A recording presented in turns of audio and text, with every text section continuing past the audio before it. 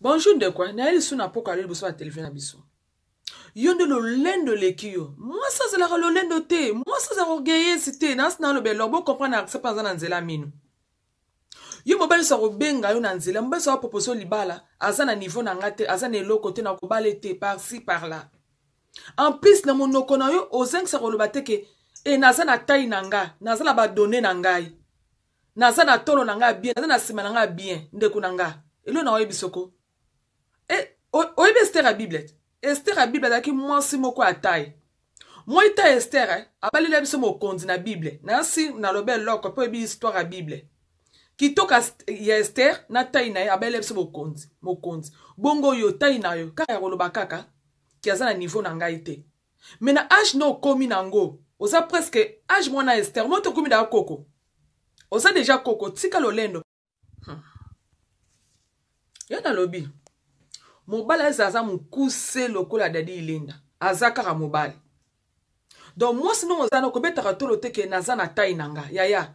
O nazana ba donner nanga. Ba donner. Yo no moins teke malaria condition sima. Sima vraiment kiti na malaria. Yo no moins teke stress oyo e kiti so tolo. Tolo no zaki belé mo kiti ni stress e kiti si yo. En plus maman corona bandeko nanga ezo zwa biso na banzela wapi.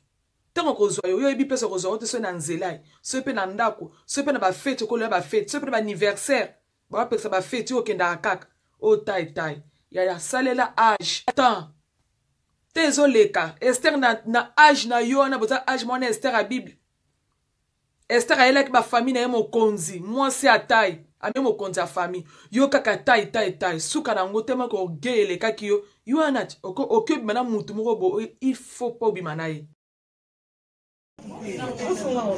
Bana nzambe awo nyonso balingaka nkolo oyo eza site na bino